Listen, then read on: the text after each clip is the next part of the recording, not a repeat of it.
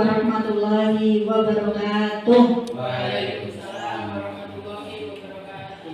Yang kami hormati Ibu Sri Kristanti selaku Kepala Sekolah SD Negeri Ngepringan 1. Yang kami hormati pula Bapak Ibu Guru SD Negeri Ngepringan 1. Yang pertama-tama marilah kita panjatkan puji syukur alhamdulillah kepada Allah Subhanahu wa taala yang telah melimpahkan segala rahmat, hidayah, kesempatan, kesehatan kepada kita semua sehingga pada siang hari ini kita bisa berkumpul dalam keadaan sehat walafiat. Sholawat serta salam tak lupa kita curahkan kepada junjungan besar kita Nabi Muhammad SAW yang selalu kita nantikan syafaatnya sampai di yaumul qiyamah. Amin amin ya rabbal alamin. Bapak Ibu guru yang saya hormati, sebelumnya mohon maaf saya sampaikan bahwasanya di sini jujur sebenarnya dalam hati saya sangat minder sekali karena apa? Ilmu yang saya dapatkan belumlah seberapa dibandingkan sama panjenengan semuanya. Dan nanti di sini kita sesinya itu adalah sharing, sekedar sharing tentang diseminasi budaya positif yang telah saya dapatkan selama saya mengemban atau belajar di guru penggerak seperti itu.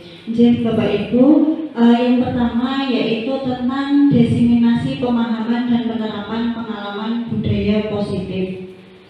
Saya yaitu Ria Indah Mayasari, calon guru penggerak angkatan 9 dari Kabupaten Sragen. Dan kemudian di sini selamat datang para guru hebat. Mari belajar bersama, berkolaborasi, saling mendukung demi mewujudkan budaya positif di lingkungan sekolah kita tercinta.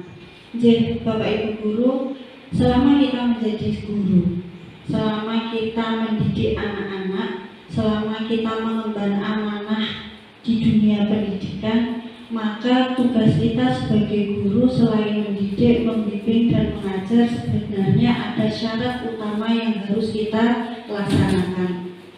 Kinten-kinten apa nih Bu? Kinten-kinten apa Bapak Ibu? Yaitu belajar. Ternyata tidak hanya murid saja yang belajar, tetapi kita sebagai guru, kalau saya membaca buku punyanya Munif Katif yang berjudul Sekolahnya Manusia, ternyata syarat utama menjadi gurunya manusia itu adalah dia yang tidak pernah berhenti untuk belajar.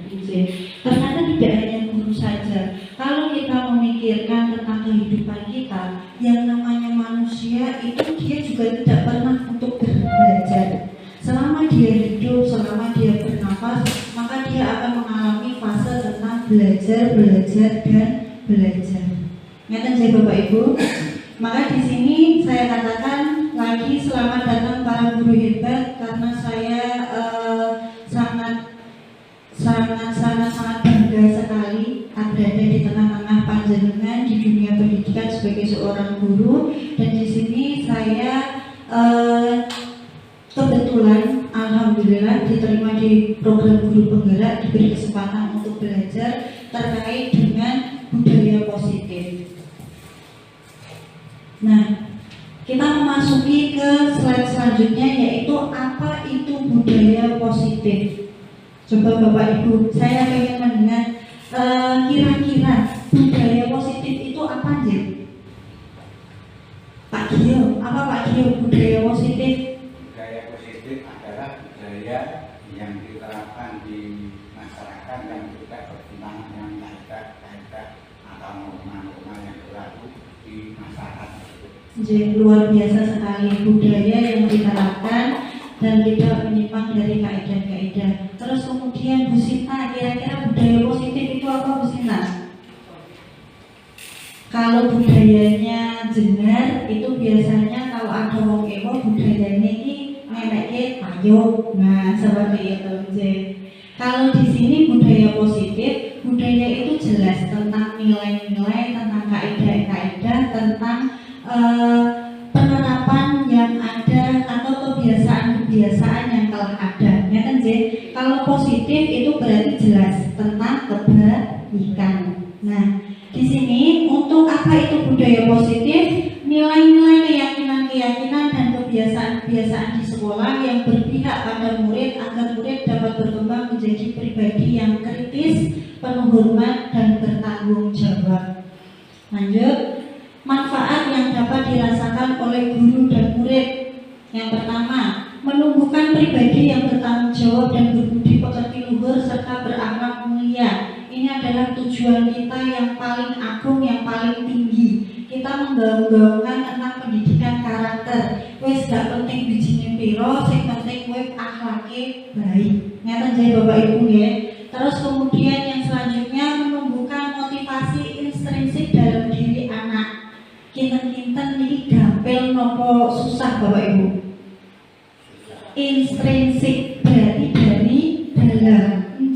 Selama ini kita kebanyakan nyuwun sewu, kita selalu memberikan motivasi secara ekstrinsik karena memang kita tidak mendalami atau tidak berada di posisi anak tersebut. Ya buatan, ayo dek belajar dek, ayo nanti biar dapat ini dek, biar ini dan lain sebagainya. Itu termasuk motivasi ekstrinsik. Sedangkan untuk intrinsik itu benar-benar dari hatinya anak itu sendiri. Maka ini sangat luar biasa sekali sulitnya. Terus kemudian yang selanjutnya membangun hubungan kerjasama antara murid, guru, dan orang tua. Jelas karena kita tidak bisa untuk berdiri sendiri. Kita juga harus memiliki kerjasama dengan orang tua di rumah. Karena kita tidak bisa sepenuhnya 100% dalam satu hari satu malam menemani anak. Terus kemudian lanjut membangun hubungan sosial yang baik antar warga sekolah, ya, menciptakan rasa senang, aman, dan nyaman di sekolah. Saya yakin seyakin-yakinnya pasti Bapak Ibu di sini sudah berusaha semaksimal mungkin, seoptimal mungkin untuk menciptakan rasa senang, aman, dan nyaman.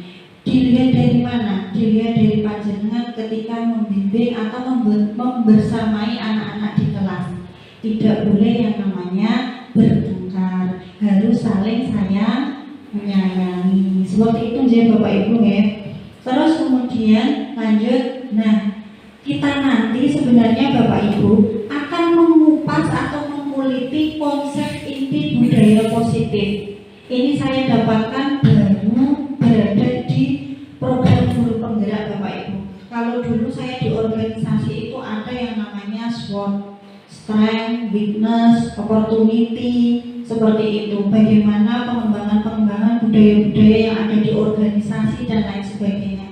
Ternyata itu juga tidak jauh berbeda dengan organisasi atau dengan penerapan yang ada di sekolah. Karena mau tidak mau, bahwasanya sekolah itu kita juga masuk ke ranah organisasi. Ibaratnya apa Bapak Ibu? Ketika kita berada masuk di dalam organisasi, maka kita itu adalah serangkaian organ atau badan tubuh manusia. Misalkan saja di sini kepalanya organisasi itu ibarat tubuh. Kepalanya itu mungkin ini ada Bu Kres sebagai selaku kepala sekolah. Kemudian tangannya itu ada Pak Gio, ada Pak Dodo, kakinya itu ada saya, ada Mbak Eka, perutnya ada Bu Sinta. Kalau ada yang sakit satu, maka di situ akan saling membantu merawat. Oh, Sando, kakinya sakit, pasti tangannya melu ngobati. Ya, betul. Nah, maka dari itu Bapak Ibu di sini saya diharapkan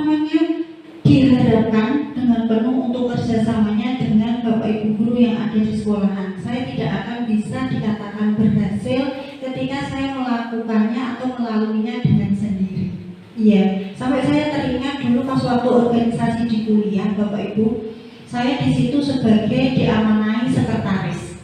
Kemudian saya ngabili rekan-rekan karena itu amanah saya membuat surat. Terus kemudian dari humas, ternyata belum dikirim. Habis itu saya kirimkan. Ternyata di sini ada donatur yang belum dimintai. Kemudian saya datangi dan lain sebagainya. Ditanya sama pimpinan saya, sudah selesai Mbak? Sudah. Ini sudah. Untuk konsumsi sudah selesai dan lain sebagainya. Terus habis itu saya dibilang jenengan gagal. Hah? Saya gagal? Kok bisa? Saya sudah melakukan sebaik mungkin. Ternyata di situ yang namanya organisasi itu tidak bisa sendiri. Kalaupun dikatakan berhasil, itu harus ada yang namanya kerja sama. Katakanlah seperti ini Bapak Ibu, saya di kelas 5, saya mengajar kelas 5, murid-muridnya senang, bahagia, saya jadi guru idola di sini. Terus kemudian setelah itu yang lain masih pangapunten, misalkan saja masih menerapkan pembelajaran yang konvensional, yang belum, misalkan saja masih cerita, masih di dalam kelas, masih menerapkan hukuman-hukuman dan lain sebagainya. Apakah bisa dikatakan SD kita itu SD favorit? Tidak, iya, benar seperti itu. Terus kemudian selanjutnya kembali ke sini. Yang pertama yaitu teori kontrol dan disiplin positif. Yang kedua teori positif, teori motivasi, hukuman dan penghargaan, restitusi. 3 keyakinan kelas, 4 kebutuhan dasar manusia, kelima posisi kontrol, dan yang terakhir yaitu segitiga restitusi. Ini adalah satu modul Bapak Ibu. Bukan satu modul, tetapi bagian dari satu modul. Baru ini 1.4, masih ada 1.1, 1.2. Nah ini saya mengambilnya 1.4, konsep inti budaya positif. Nah sekarang ada pertanyaan Bapak Ibu semuanya. Speaking dulu ya sepertinya ya, biar tidak terlalu kaku. Baik Bapak Ibu, saya ingin dengar tepuknya. Kalau saya bilang tepuk tunggal, tepuk satu, gitu ya?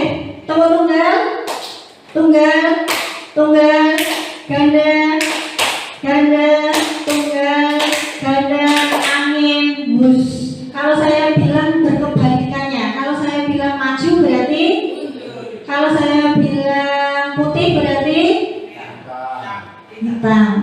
Kalau saya bilang bagus berarti buruk atau jelek. Kalau saya bilang atas berarti kiri, iya. Dah, tepuk tangan buat semuanya. Biar gak ngatuk. Nah di sini ada pertanyaan Bapak Ibu. Setuju atau tidak setuju hukuman dapat mendisiplinkan anak? Setuju. Setuju? Setuju atau tidak setuju? Setuju? Agak ragu-ragu kayaknya. Setuju atau tidak setuju? Setuju. Oke, disimpan ya. Setuju ya. Pak Gil masih senyum-senyum. Setuju atau tidak setuju Pak? Masih di angka. Masih abu-abu berarti ya Pak ya. Masih abu-abu. Pemberian hukuman dengan hal positif seperti membaca atau membersihkan halaman sekolah dapat meningkatkan disiplin anak. Setuju atau tidak setuju? Setuju atau tidak setuju? Setuju. Prima Pak Dada, setuju atau tidak setuju? Dipahami dulu, benar-benar dipahami. Setuju atau tidak setuju Pak? Ragu-ragu. Ragu-ragu, oke. Terus kemudian selanjutnya, memberi penghargaan dapat meningkatkan motivasi belajar anak. Setuju? Prima Pak Dada yang belum bersuara, setuju atau tidak setuju? Setuju. Tapi kalau saya yang terakhir ini malah yang paling tidak setuju Bapak Ibu. Iya, karena saya merasakan punya anak yang pertama tak kasih motivasi. Saya memiliki impian, memiliki benar-benar cita-cita bisa mengajari anak mengaji. Itu dari saya, karena itu nanti menjadi amal jariah saya seumur sampai kapanpun, seperti itu. Nah di situ anak saya, ayo Iqra 1, nanti kalau sudah naik ke Iqra 2 nanti dapat hadiah, nanti ke Iqra 3 dapat hadiah. Tapi lama-lama apa? Sampai saya dari pengalaman itu menuliskan di LMS, sampai saya dipanggil fasilitator. Ternyata di situ kok ada ini, apa Bu ya, kok ada candu-candunya? Iya, memang ibaratnya kalau penghargaan itu kayak memberikan obat terlarang Bapak Ibu. Soalnya apa? Karena nanti hadiahnya apa? Rahasia. Pokoknya hadiahnya apa? Pengennya apa? Mobil Hot Wheels. Oke, mobil Hot Wheels. Yang kedua, setelah itu ayo dek, coba dek, nanti ke Iqra 3 lanjut lagi. Nanti hadiahnya apa Anda? Ya nanti rahasia, enggak rahasia apa? Ternyata mobil wheel dia sudah nggak mau, mintanya di atasnya, dosisnya harus lebih tinggi. Iya, sampai Pak waktu itu terakhir dia itu minta di Iqra 5 apa enggak ini, akhirnya kesepakatan mobil remote yang rodanya ada 6 Pak, jadi nanti bisa sampai merambat ke atas trail itu harganya sekitar 380.000, itu tak belikan ya. Tapi setelah itu mau ke Iqra 6, ayo nanti Al-Quran mintanya Pak, itu saya sampai mentok, ini nanti mau minta apa, aku minta mobil beneran ini ya. Ternyata mintanya drone, habis itu selesai, nggak tak lanjutkan. Ternyata penghargaan itu ternyata termasuk apa ya, kayak dilema, dan itu saya sangat setuju untuk yang nomor 3. Nomor 1, nomor 2 seperti apa? Sama. Ternyata ada kilas balik di 2 pernyataan atau 3 pernyataan itu. Nah, kita akan melanjutkan yaitu perubahan paradigma. Sekarang Pak Bu, di sini saya ini kan ada A dan B, Anda dan teman Anda sebelahan D. Terus kemudian salah satu tangan Anda dan genggam benda sesuatu tersebut dengan segala daya. Pak Gio menggenggam sebuah kertas, Bu Kris juga, Bu Eka juga. Terus kemudian genggaman itu sama teman sampingnya meminta untuk melepaskan. Kalau meminta berarti dengan cara apa? Dibujuk, dibujuk, dirayu dan lain sebagainya. Ya betul. Lepasan Pak. Nah, seperti itu. Nggak mau sidik boleh dilepaskan. Nah, ternyata nanti yang bisa melepaskannya itu temannya atau dirinya sendiri. Iya, dirinya sendiri. Berarti di situ perubahan paradigma kita masuk ke teori kontrol. Nah, ini baru ke teori kontrol Pak, yang poin 1 tadi. Tadi pengantarnya. Ilusi Dr. William Glasser dalam kontrol teori meluruskan beberapa miskonsepsi. Kalau miskonsepsi itu berarti kesalahpahaman. Yang pertama, ilusi guru mengontrol murid. Bisa tidak Bapak Ibu? Satu udah. Ternyata pada dasarnya kita tidak bisa memaksakan murid. Ajeng dioyak-oyak Pak Gio, kowe iki nak seneng nggowo topi. Nah, nggih mboten.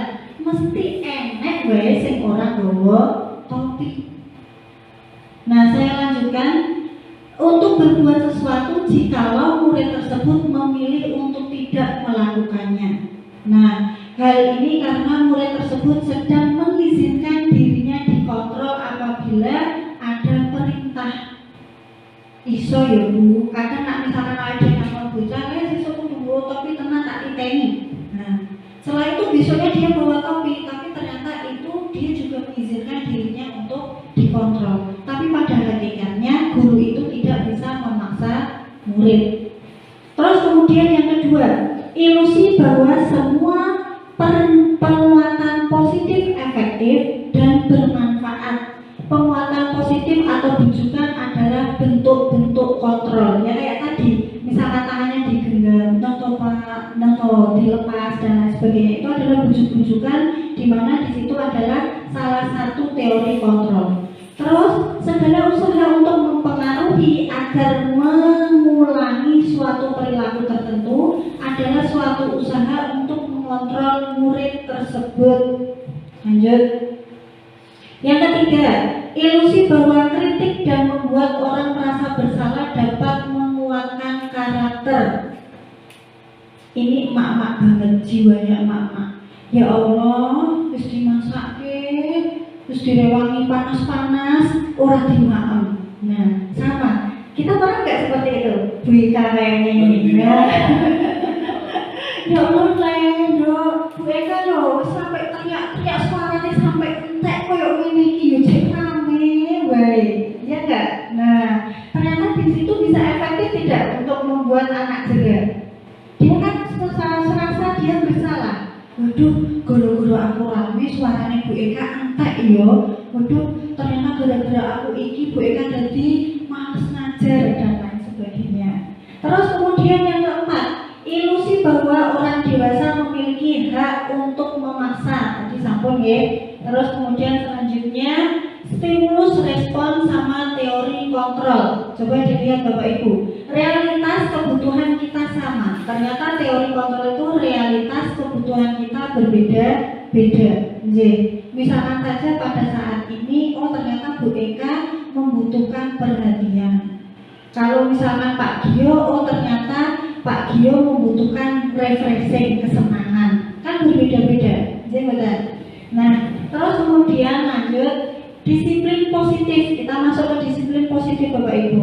Merupakan pendekatan mendidik anak untuk melakukan kontrol diri dan pembentukan kepercayaan diri. Nah, menurut Ki Hajar Dewantoro, untuk mencapai kemerdekaan atau dalam konteks pendidikan kita saat ini, untuk menciptakan murid yang merdeka, syarat utamanya adalah harus ada disiplin yang kuat. Disiplin yang dimaksud adalah disiplin diri yang memiliki motivasi internal, lagi-lagi ke intrinsik atau internalnya Bapak Ibu. Sehebat apapun kita mengontrol anak, tetap saja itu nanti tidak bertahan lama. Nah, terus kemudian lanjut ke sini. Nilai-nilai kebaikan yang ingin dicapai oleh setiap anak. Di sini ada profil pelajar Pancasila. Ini yang sedang booming Bapak Ibu. Kurikulum Merdeka, terus kemudian arahannya, tujuannya itu ke profil pelajar Pancasila. Yang pertama yaitu beriman, bertakwa kepada Tuhan Yang Maha Esa dan berakhlak mulia, jelas. Terus kemudian yang keduanya mandiri. Kinten-kinten Bapak Ibu kalau memiliki anak atau melihat anak yang pintar sama mandiri lebih celas di hati yang mana? Mandiri. Ya Allah lele, wis iso dhewe umur 2 tahun seneng banget daripada umur 2 tahun sing iso menghafal 20 angka. Nggih betul. Nah, terus kemudian selanjutnya bernalar kritis. Bernalar kritis ini tidak bahasanya dia memiliki pemikiran yang kritis. Kayak kemarin Almas itu bertanya, dan bumi itu bulan iya. Kalau bulan kenapa aku nggak blunder dan kalau jalan kenapa aku nggak gelinding-gelinding? Kan itu buminya bulan. Terus kemudian dia tanya lagi Pak, loh, nah ini kan buminya itu ternyata ada rotasi bumi. Dia kan suka membaca. Membacanya itu malah nggak buku pelajaran Pak. Kalau pelajaran itu dia katakanlah nilainya yo enek sing remedi. Lo sampai heran kadang-kadang mau tak alihkan ke yang buku-buku pelajaran, tapi dia nggak suka. Yo wes, sukanya dia mengambil buku-buku yang ada di perpustakaan, dibaca dan lain sebagainya. Dia bertanya, dan rotasi bumi itu apa sih? Ini ada bacaannya ini rotasi bumi. Rotasi bumi itu bumi berputar mengelilingi porosnya. Bumi berputar, iya. Loh, kalau berputar kok aku nggak merasakan pusing? Kok lautan itu ada airnya kok nggak nuplek nggak? Nah, pertanyaannya seperti itu Pak. Tapi sekarang kan kita merasakan yang ada di sekolah kita itu anak-anak kebanyakan pasif. Ini betul. Wes, ada pertanyaan, menang. Ditekoni, menang. Nah, terus kemudian selanjutnya yaitu kreatif. Nah, kalau saya Bapak Ibu, saya senang sekali belajar dengan proyek. Proyek itu apa? Membuat hasil karya seperti yang saya tempel-tempelkan di sekitar panjenengan di sini. Ada misalkan saya mengajarkan organ gerak, maka di situ ada tengkorak, terus kemudian tulang lengan, tulang paha, tulang kaki dan lain sebagainya. Oh, di situ ada pembuatan hasil karya tengkorak dari kardus seperti itu. Terus kemudian pernafasan, maka di situ saya buat alat peraga balon 2 di dalam toples, ketika ditarik maka di situ akan mengembang. Kalau dilepaskan maka di situ akan menepis. Itu sama dengan paru-parunya manusia. Itu saya rasa lebih efektif sekali dalam pemahaman siswa, seperti itu. Terus kemudian selanjutnya bergotong royong, jelas. Kalau proyek itu ada gotong royongnya karena kelompokan. Terus kemudian ada berkebinekaan global, memiliki wawasan yang luas, seperti itu.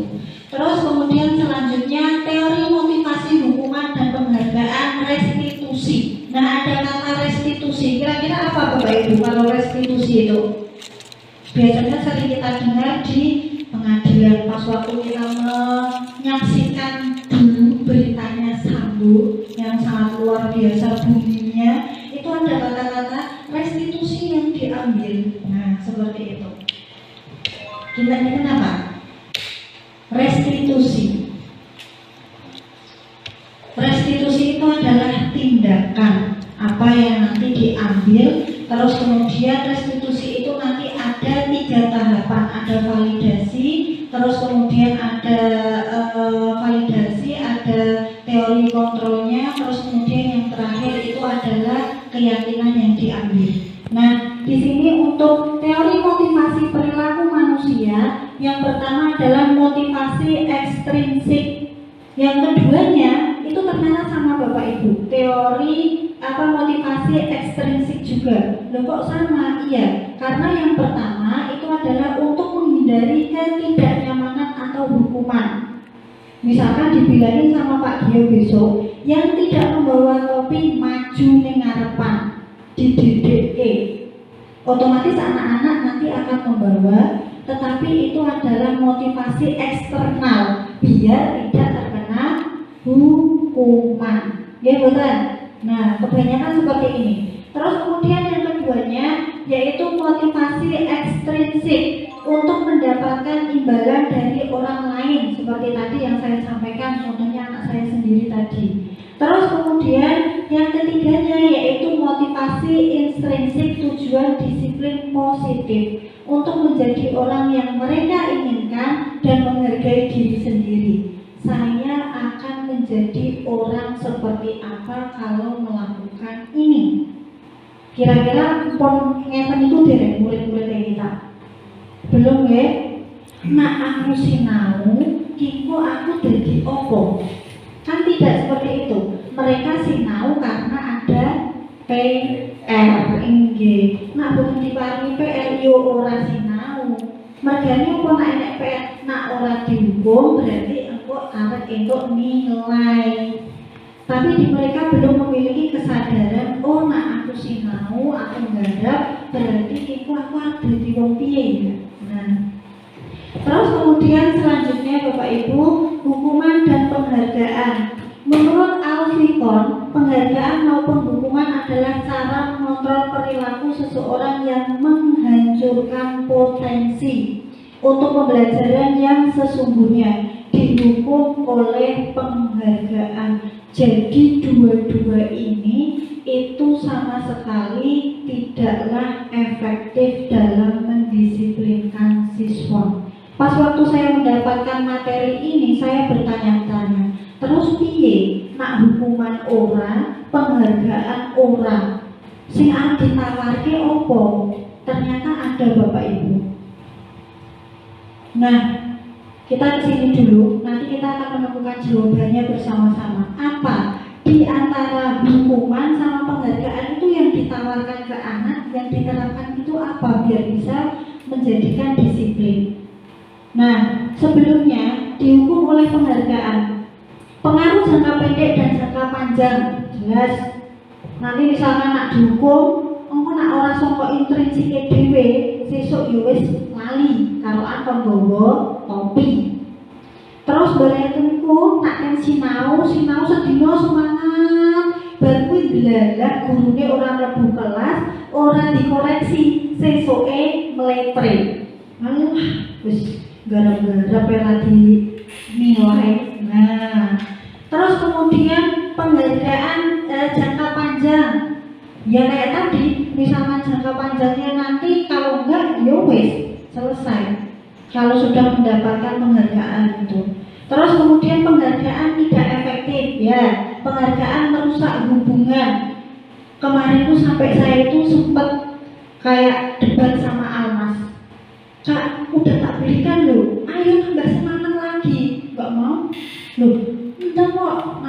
belum ada, belikan dulunya.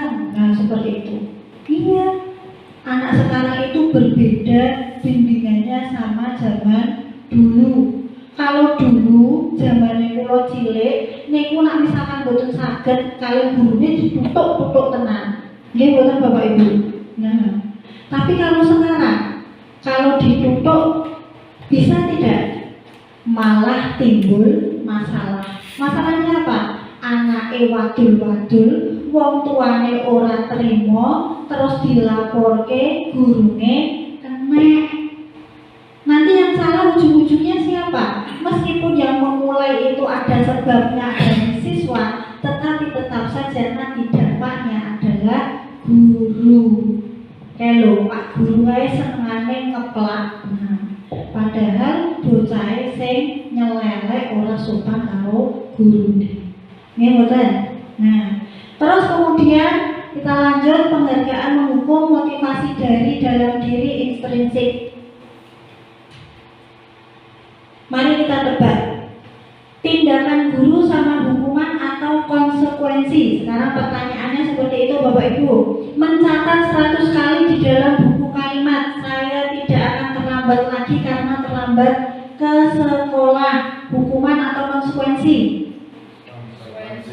Konsekuensi. Terus kemudian lari mengelilingi lapangan basket 2 kali karena terlambat hadir di sekolah.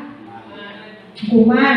Murid diminta untuk push up 15 kali karena tidak menggunakan masker ke sekolah. Hukuman. Terus kemudian menggantikan kertas tugas teman yang telah dicoret-coret. Konsekuensi. Membersihkan tumpahan air di meja tulis karena tersenggol saat belajar. Konsekuensi.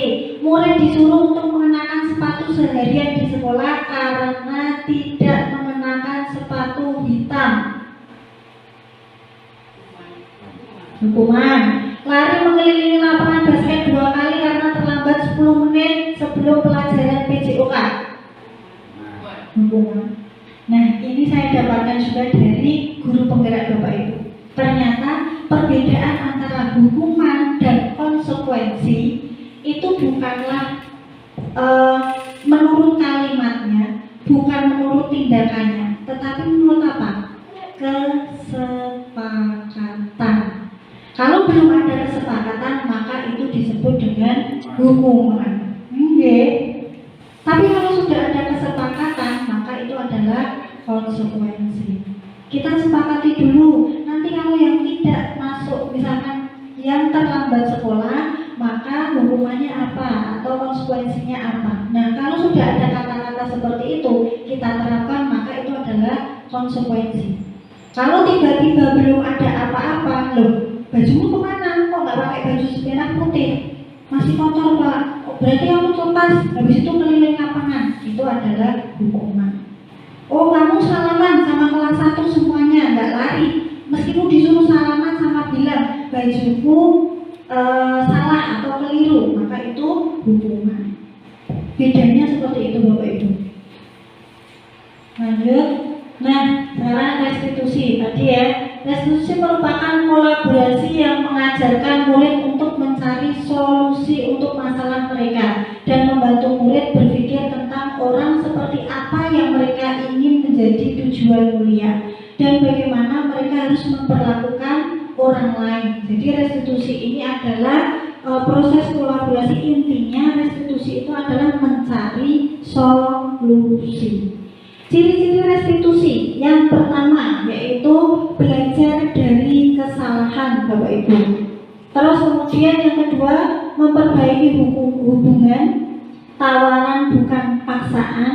Terus kemudian restitusi menuntun untuk melihat ke dalam diri. Restitusi mencari kebutuhan dasar. Restitusi adalah cara yang paling baik, fokus pada karakter, fokus pada solusi, mengembalikan murid yang berbuat salah pada kelompoknya. Ini maksudnya kayak Budian. Pernah saya pas waktu awal-awal juga sempat restitusi gimana ya, langkah-langkahnya dan lain sebagainya. Ternyata pas waktu penerapan di kelas dan di rumah itu sangat luar biasa sekali manfaatnya. Nah, identitas gagal dan sukses. Ada hukuman, konsekuensi restitusi. Jadi sudah ya, kalau hukuman sesuatu yang menyakitkan harus terjadi. Kalau konsekuensi sesuatu harus terjadi karena sudah disepakati. Kalau restitusi merupakan pilihan. Jadi kita menawarkan pilihan kepada siswa untuk mencari solusi. Kalau kita dihukum Bapak Ibu, kalau kita guru pernah menghukum siswa, tapi kita juga pernah merasakan menjadi murid dihukum. Gitu kan? Ada di sini yang tidak pernah dihukum pas waktu masih sekolah? Pernah ya semuanya ya? Nah, kira-kira perasaan kita kalau dihukum seperti apa Bapak Ibu? Awalnya malu, tapi lama-lama karena temennya banyak senang gitu ya. Saya pernah Bapak Ibu, jadi pas waktu itu ibu masaknya kesiangan, suruh nunggu dulu, harus sarapan. Pas waktu itu hari Senin upacara, saya lari-lari dari perempatan Gabugan sampai ke sekolah itu sekitar 1 kilo. Sampai di sana gerbangnya ditutup, bles, nggak boleh masuk. Terus habis itu ternyata ada hukumannya mencabuti rumput di pinggir jalan. Rasanya wisin, sampai sekarang itu masih teringat. Dia tahu jenengan kan juga kan, ketika dihukum sampai sekarang pun juga masih teringat dengan hukuman itu. Iya. Pernah juga pas waktu itu pelajaran sejarah, saya paling nggak suka pelajaran sejarah diaku sama ibu-ibu yang sudah mau purna. Angger teko, duduk di tempatnya, setelah itu ceramah. Sing ceramah itu saya di ujung sana tidak tahu jelas arah pembicaraan atau ceritanya itu seperti apa. Wes ini ngomong. Setelah itu saya bolos Pak, nggak mau dipelajari atau nggak mau pas waktu masuk kelas ada ibu itu mengajar sejarah. Nah, pas waktu itu ternyata saya langsung dipanggil ke kantor di hadapan guru-guru. Setelah itu ditanya, kamu tadi di mana? Saya di kantin Bu. Padahal di kantin itu saya membawa buku. Cahwe Bu, neng kantin jajan saya bolos. Tanpa ditanya dulu kenapa alasannya dan lain sebagainya. Itu rasanya wisin banget. Iya, sampai sekarang. Terus kemudian, tapi kemarin kepanggil sama ibunya itu, alhamdulillah masih sehat. Terus kemudian selanjutnya identitas gagal masih. Nah, kita masuk ke keyakinan kelas Bapak Ibu. Kalau dulu Bapak Ibu nyuwun sewu, pas waktu kenaikan kelas, pas waktu masuk pertama kali, kita melakukan apa sama murid? Perkenalan. Terus setelah perkenalan apa? Kalau kelas 1 mungkin perkenalan ya. Kalau kelas atas paling harus dikenal, iya toh? Nah, setelah perkenalan apa Bapak Ibu? Ngatur jadwalnya nanti apa-apa. Terus kemudian piketnya. Terus kemudian struktur organisasinya. Ya betul. Tetapi tidak sering kita lupakan satu hal pokok ketika kita masuk pertama kali masa orientasi, yaitu apa? Kalau dulu namanya adalah peraturan kelas. Kalau sekarang terus kemudian diganti dengan kesepakatan kelas. Jabatan. Nah, kalau sekarang itu adalah keyakinan kelas. Bu langsung baik, nak misalkan bocah orang itu pasang kami nggih. Dikerjake, butuh parang tirungan. Nah, grete setiap hari seperti itu. Nggih mboten? Nah, ternyata di sini ada keyakinan kelas yang saya rasakan luar biasa sekali manfaatnya Bapak Ibu. Jadi ketika di situ sudah disepakati ada keyakinan kelas dengan kata-kata yang positif. Coba dengan pangali tulung di bagian dekat pintu. Ada keyakinan kelas 5. Datang ke sekolah tepat waktu, mengerjakan tugas tepat waktu, memanfaatkan fasilitas sekolah dengan baik, menjaga kebersihan kelas, menjaga ketenangan saat pembelajaran, dan yang terakhir saling menghormati antar semua warga sekolah. Itu adalah turunan dari peraturan kelas. Yaudah kita buat keyakinan kelas. Apa Bu keyakinan kelas itu? Ya toh kan belum begitu familiar dengan bahasanya. Nah di situ peraturan kelas. Oh peraturan kelas ditulis. Kalau saya peraturan kelas. Nah silakan mengusulkan, tuliskan peraturan kelas apa yang kalian usulkan. Dilarang makan, dilarang mengejek, dilarang rame. Nah biasanya bocah-bocah menuliskan seperti itu anak-anak. Ya betul. Nah setelah itu nanti kita ubah dengan kata-kata positif. Oh dilarang terlambat atau tidak boleh terlambat itu datang ke sekolah tepat waktu. Oh ternyata di situ menjaga kebersihan kelas. Jadi ketika saya masuk kelas, kok kelasnya kotor, nanti saya tinggal bilang, Dek coba lihat di bawah kalian ada apa. Wih kelasnya ribet banget, si piket dulu, si piket. Wah, si nyalakan si piket. Ya betul. Nah ternyata di situ nanti langsung saya bilang sesuai keyakinan kelas kita tidak. Oh iya bu, sampai mereka jumputi dewi-dewi. Seperti itu mungkin. Sampai kemarin saya terharu sama galon di pojok sana bapak ibu. Ada galon, itu saya benar-benar terharu luar biasa. Kenapa?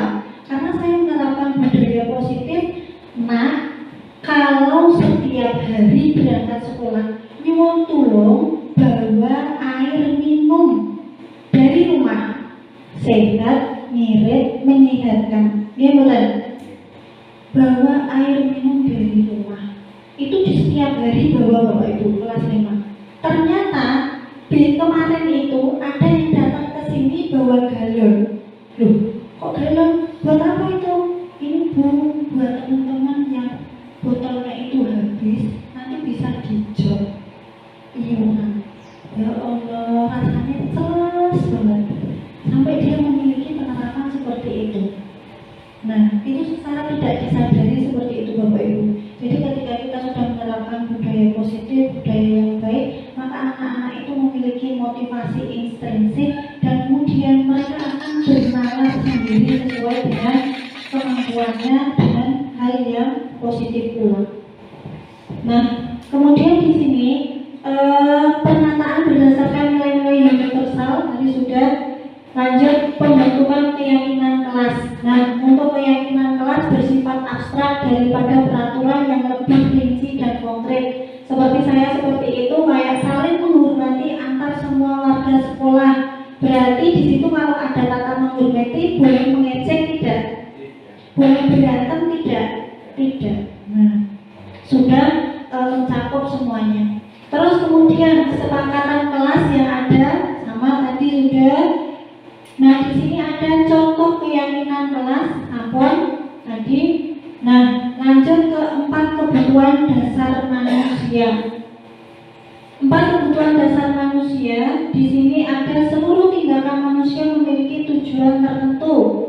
Kalau tadi saya mengatakan setiap orang itu memiliki kebutuhan yang berbeda-beda, tetapi ternyata mereka pada hakikatnya tujuannya atau kebutuhannya itu hampir sama dan dicakup dalam kebutuhan khusus manusia, yaitu ada cinta dan kasih sayang, kebutuhan untuk bertahan hidup, kebebasan, kekuasaan, sama kesenangan.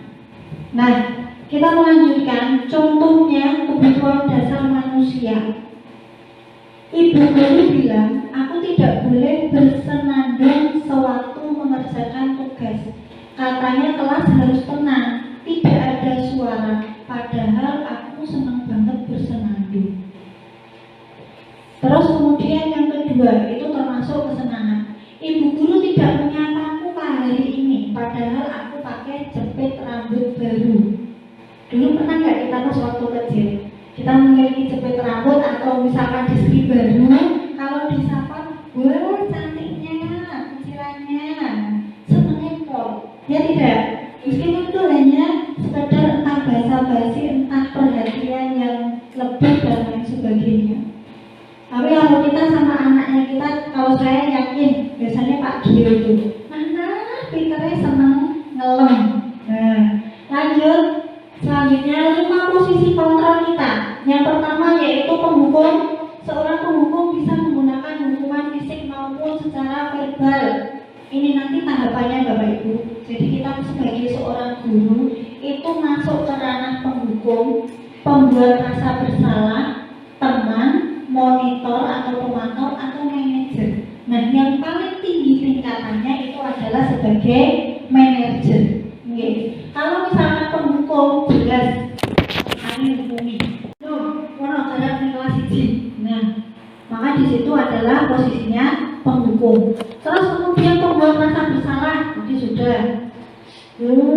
Ramsaknya tenang guru nih. Nah, terus kemudian teman.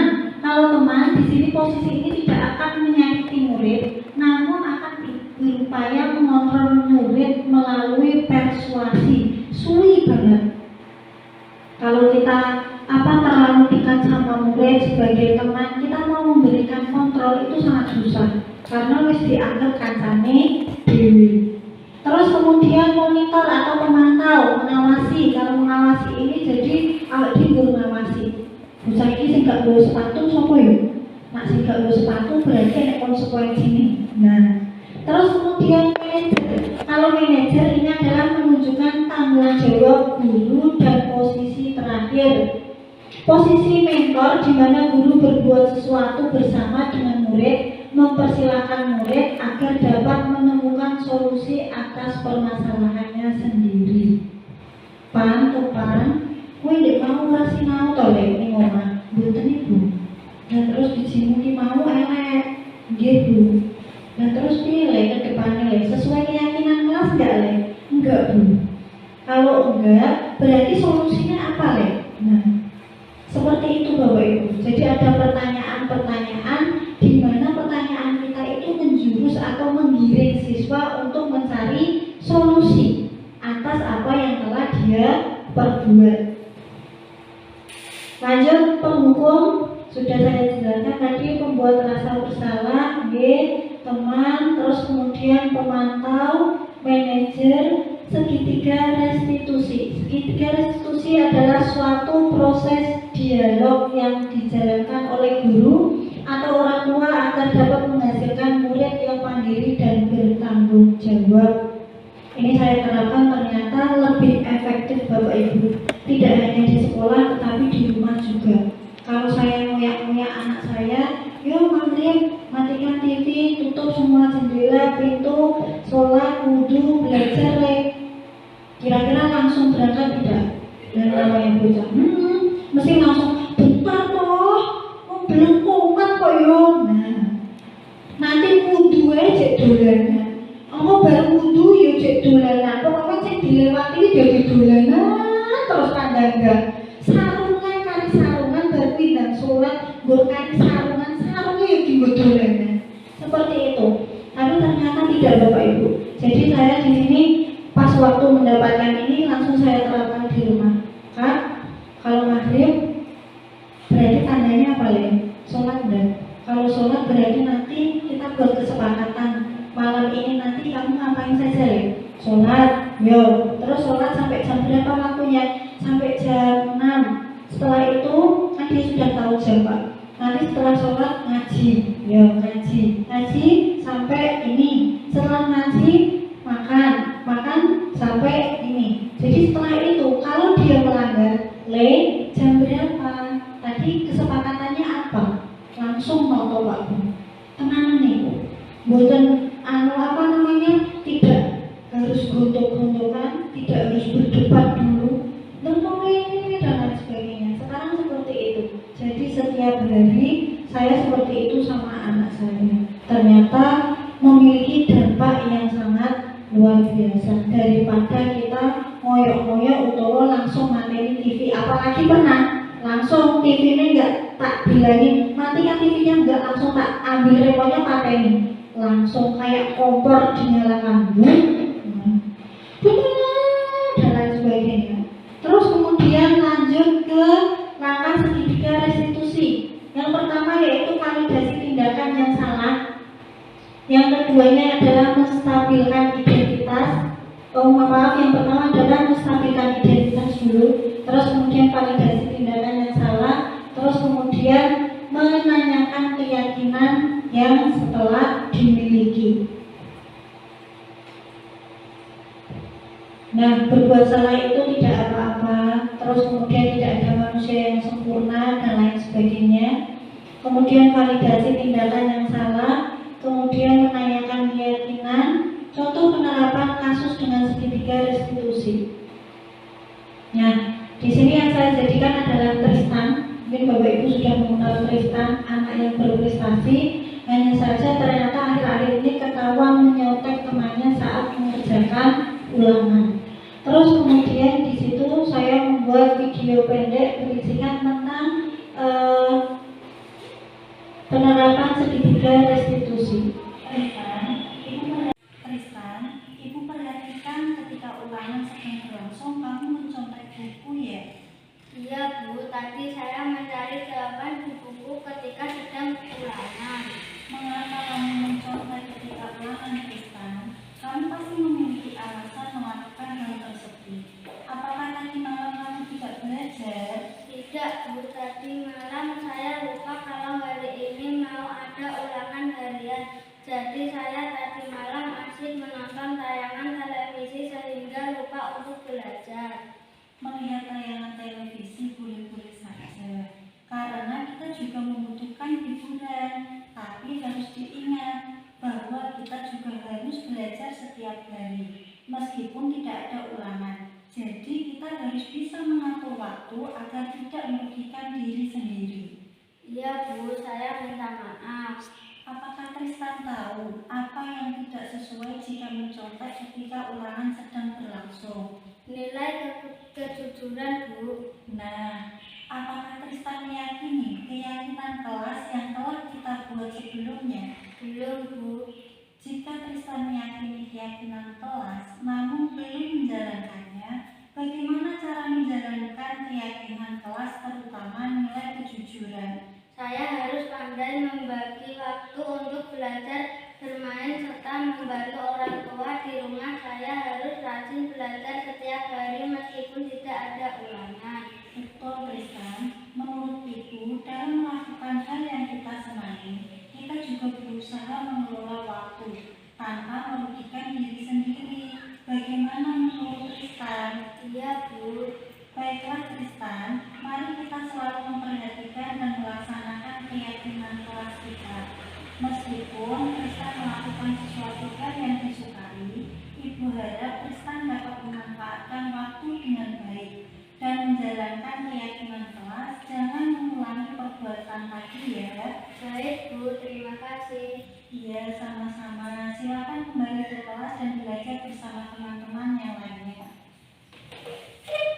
Pagi Bu Ria. Selamat pagi Naura, silakan duduk di sini. Kamu tahu mengapa dipanggil sama Bu Ria ke sini? Mungkin berkaitan dengan tugas Bu. Ya, benar. Tapi kamu kemarin masuk kan? Iya Bu, masuk. Tetapi saya tidak mengumpulkan tugas. Naura, semua orang pernah melakukan kesalahan, termasuk Bu Ria. Namun, tindakan kita pasti ada alasannya. Kira-kira, mengapa kamu tidak mengumpulkan tugas? Saya capek dan ngantuk Bu, soalnya malamnya scroll TikTok sampai jam 12 malam. Akhirnya saat pelajaran jadi ngantuk. Kamu masih ingat keyakinan kelas kita? Masih Bu. Kalau masih ingat, kira-kira yang kamu lakukan itu sudah sesuai dengan keyakinan kelas belum? Belum Bu. Keyakinan kelas yang mana? Selalu bertanggung jawab Bu. Nah, ternyata kamu tahu. Lalu, apakah kamu punya solusi untuk masalah ini? Iya Bu, pertama saya minta maaf karena tidak mengumpulkan tugas. Kedua, saya tidak akan tidur terlalu malam lagi. Dan yang ketiga, saya akan mengerjakan tugas dari Bu Ria dan akan saya kumpulkan besok. Baik, Mulia apresiasi untuk tanggung jawabmu dan kamu boleh kembali istirahat. Terima kasih Bu Ria, permisi.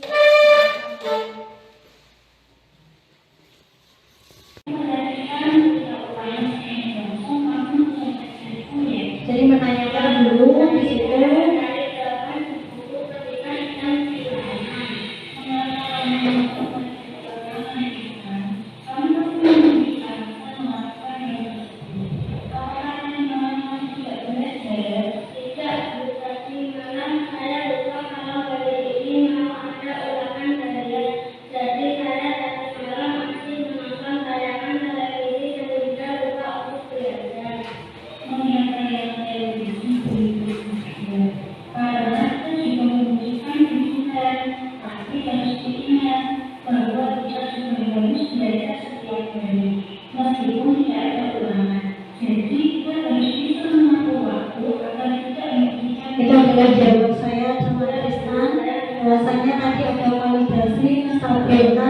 sama keyakinan kelas. Ditanya-tanya Bapak Ibu, pada intinya kita mencari permasalahan yang timbul, alasannya apa, terus kemudian kita menawarkan solusinya seperti apa Tristan, dan seperti itu. Ya, untuk mempersingkat waktu saja ya, langsung ke penutup. Dengan menerapkan disiplin positif, guru dapat meningkatkan kesadaran siswa dalam membentuk karakter yang positif. Dalam penerapannya, disiplin positif dapat dibuat melalui kesepakatan antara guru dengan siswa, karena guru ingin membuat siswa terlibat dan bertanggung jawab dalam menjalankan disiplin tersebut. Selain itu, dengan menerapkan disiplin positif, pendidik dapat mengembangkan pendidikan karakter siswa sesuai profil pelajar Pancasila, sehingga terwujud budaya positif di satuan pendidikan. Nyuwun sewu Bapak Ibu, saya di sini mengemban amanah sebagai bendahara BOS. Terkadang kalau misalkan CMS mencari sinyal yang kuat ke sana, setiap saya meninggalkan kelas memberikan tugas, kelas 5 jarang sekali keluar dari kelasnya. Jadi boten Pak Gio, iya jarang sekali. Kenapa? Karena itu tadi penerapan budaya positif. Awalnya saya juga berpikiran, mindset saya pokoknya nak misalkan salah ya langsung ditegur dan langsung dihukum, wis selesai seperti itu. Ternyata tidak. Anak sekarang itu tidak bisa kita samakan dengan kita yang dulu atau anak zaman dulu. Sangat jauh berbeda pemikirannya, berbeda perlakuannya. Ya, sampai itu ayah kemarin ketemu putrinya Pak Dodo. Ini nggak beli ini, beli lagi, kan murah. Biasanya seperti itu, anak saya juga seperti itu. Ya Allah, beli kok pokoknya ini coret-coret ditutupi nganggo watu sampai kayak kabeh. Ini zombie itu menjadi zombie atau karena sudah rusak. Dan kok rusak gimana? Nggak apa-apa, jangan marah, nanti kita beli. Lu kok beli, apa kamu punya uang murah? Ini harganya murah. Seperti itu Bapak Ibu. Jadi mindset anak sekarang itu karena kemajuan teknologi itu sudah jauh berbeda. Tidak bisa kita samakan dengan zaman dahulu. Contoh paling gampangnya, dulu Pak Gio, perjalanan sekolah kuwi mlaku kalau ngepit pirang-pirang kilo, kuwi biasa wae. Nggih mboten. Sakniki lho bocah, kene ngepit kene tekan tangan, kuwi wis sambat. Nggih. Terus kemudian di sini sudah penutup, thank you, implementasi penerapan budaya positif. Jadi di sini Bapak Ibu nanti bisa diterapkan di kelasnya masing-masing, yaitu pembentukan keyakinan kelas. Monggo untuk kelas 1 sampai kelas 6 ini hanya sekedar sharing. Saya menyadari bahwasanya saya di sini juga masih dalam tahap belajar, ilmu saya juga masih sangat sedikit. Maka dari itu di sini kita sama-sama memajukan atau berusaha memajukan SD Negeri Ngeperingan 1 Jenar sebagai keluarga kita, sebagai rumah kita, dan kemudian tidak lain kalau kita memiliki rumah maka pengennya ngampiki omahe. Ya betul Bapak Ibu. Iya. Kalau kita sudah memiliki rasa memiliki, maka di situ sudah sangat aman. Aman dalam arti memiliki kesadaran untuk sama-sama maju. Kalau tidak memiliki rasa rasa memiliki, maka wis waton wae. Teko omah klambi truk, teko omah tas prek. Isa-isa bermaem, gak mikir isa-isa arep reket, arep resik terserah. Itu kalau tidak memiliki rasa memiliki. Kalau memiliki atau memiliki rasa memiliki, maka di situ ya kudu ngresiki, kudu notoni, terus kemudian misalkan dendenge bocor ya didandani, seperti itu. Nah, pembentukan keyakinan kelas, terus kemudian kesepakatan kelas sudah, keyakinan kelasnya ada 4 poin Bapak Ibu: disiplin, tanggung jawab, berkomitmen, sama saling menghormati. Ini adalah respon dari murid saya. Bagaimana perasaan kamu saat membuat membuat keyakinan kelas.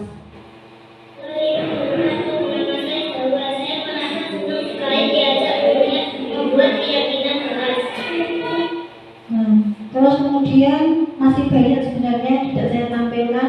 Menurutmu mengapa pembuatan keyakinan kelas sangat penting dilakukan? Di sini ada Mbak Naura.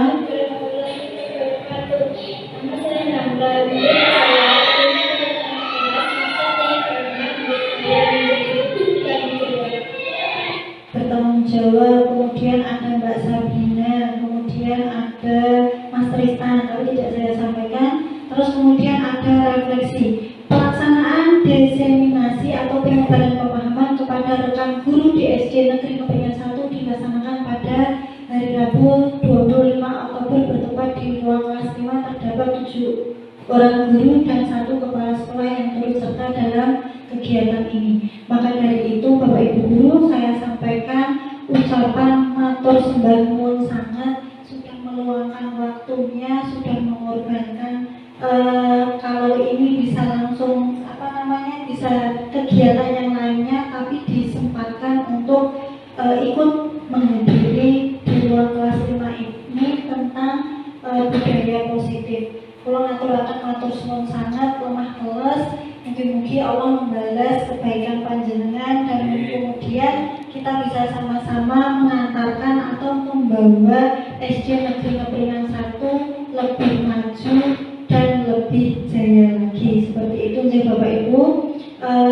Atur saya apabila ada kata-kata yang salah atau kurang berkenan, saya mohon maaf. Mungkin ada pertanyaan dulu dari Bapak Ibu sebelum saya tutup. Berkenan ya? Mungkin bisa kita lanjutkan sharing-sharing di belakang layar. Yang pertama, bila bisa berhak, astagfirullah khairat. Wassalamualaikum